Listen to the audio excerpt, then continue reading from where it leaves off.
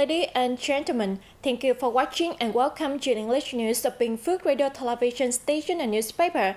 I'm with you and following a deadline as usual. Bù Đốp signs cooperation memorandum with Cambodian districts. Binh Phuoc promotes gender equality knowledge. Prime Minister inspects President Ho Chi Minh Mausoleum's periodic maintenance.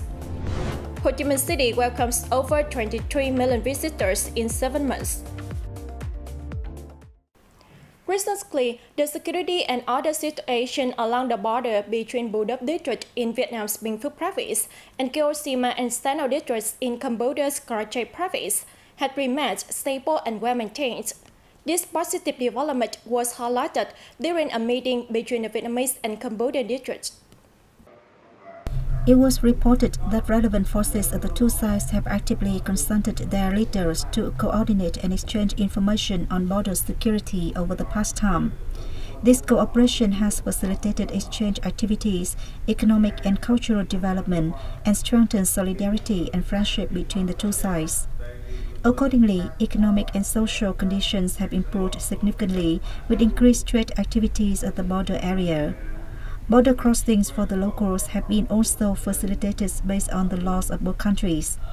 Authorities and armed forces in the border districts have worked closely together, especially in providing healthcare services for local people, which have further deepened the bonds between the two countries. At the conference, the Vietnamese and Cambodian districts signed a memorandum of understanding to enhance cooperation in economy, culture, and society. The Central Committee of the Vietnam Women's Union and the Binh Phuoc Women's Union recently held a training course to enhance knowledge and skills on gender equality for senior officials in Binh Phuoc province.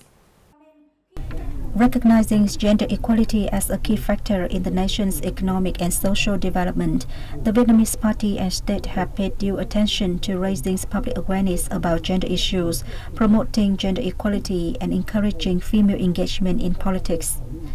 The training course covers 4 main topics, namely planning skills integrated with gender, analysis skills with gender sensitivity, general issues on gender and gender equality, and women's participation in politics.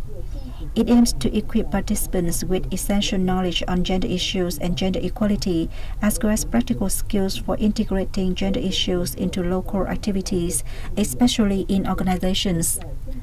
Through the training course, the participants are expected to actively work with the provincial women's union to advance gender equality goals, contributing to local sustainable social development. Since 2019, the food and vegetarian kitchen model in Tinh Thành World, Dong Xoài City, has become a familiar destination for the poor in Binh Phuoc province. Serving at the kitchen are members from local women's association and retired officials from Tinh Thành World, all having a desire to help those in need. The ingredients used to cook meals for the poor are fresh and diverse. The kitchen serves meals from Monday to Friday each week, and it prepares nearly 100 meals on a daily basis. Depending on individual demand, each person can receive between 1 and 5 portions. With the good heart of volunteers, Phuoc Thiện Free Vegetarian Kitchen has become a significant source of emotional support and a place of compassion for underprivileged people. Since its debut in 2019, the charity kitchen has eased difficulties for many disadvantaged people in Tinh Thành World, including the elderly, orphans, and street vendors.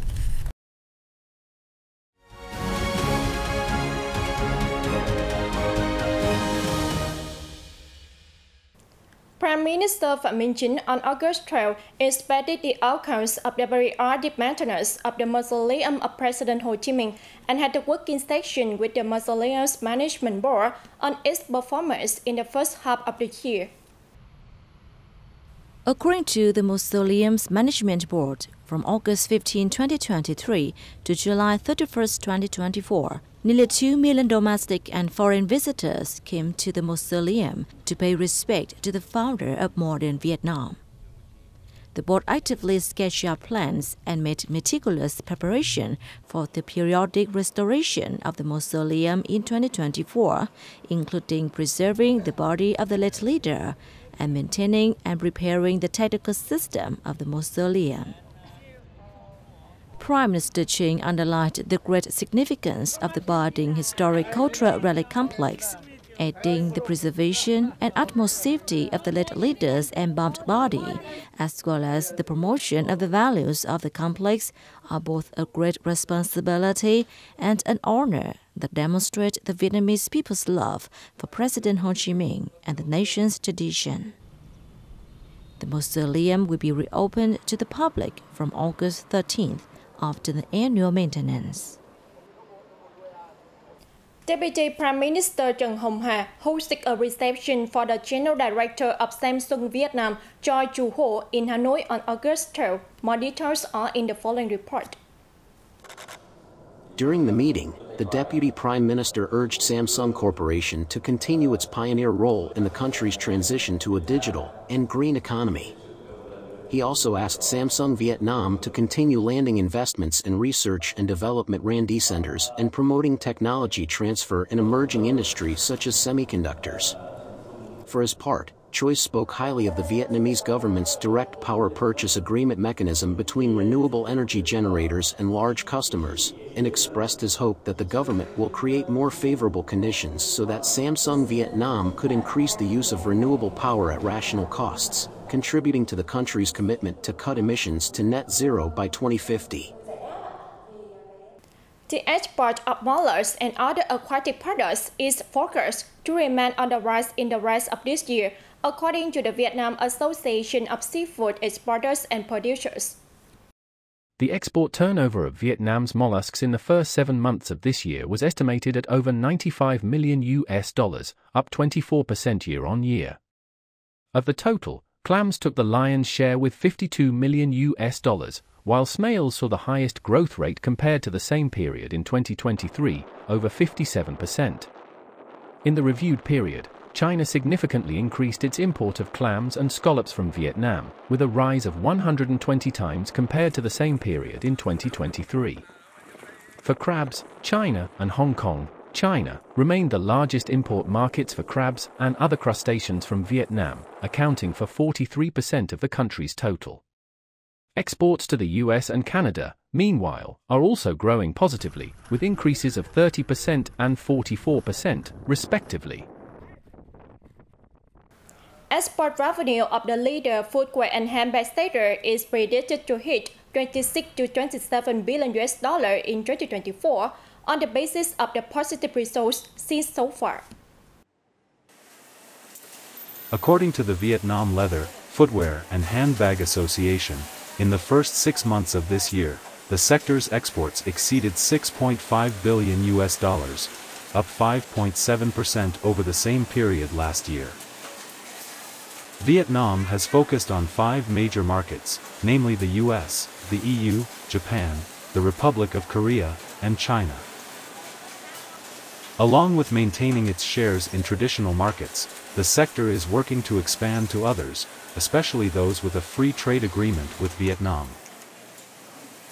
Vietnam has considerable competitive advantages thanks to a wide network of free trade agreements which covers 60% of the global trade volume, and a large-scale leather and footwear sector with more than 1,000 factories and about 1.5 million workers, as well as a contribution of about 8% to the national GDP. The sector has remained attractive to foreign investors thanks to an abundant and low-cost labor force. In the first 7 months of this year, Ho Chi Minh City, a largest economic hub of Vietnam, has received over 23 million visitors, including 3 million foreigners. According to Ho Chi Minh City Department of Tourism, among the visitors, 3 million are foreigners, increased by over 30% compared to the same period last year. The number of domestic travelers topped 20 million, recording a rise of nearly 8%. Meanwhile, the total revenue of the tourism sector in the reviewed period is estimated at about $4.3 billion, up 15.4% against the same period last year, and achieved 67.5% of the 2024 plan.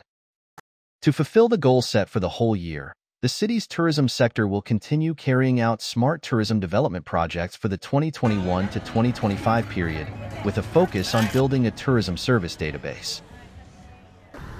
Top destinations in the city include Cu Chi Tunnel, Binh Phuoc Market, Saigon Central Post Office, War Remnant Museum, and Saigon Notre Dame Cathedral. That was 10 minutes of BPTV News. To watch this news again, you can download BPTV Go or visit our website and YouTube channel. Thanks for watching and see you next time.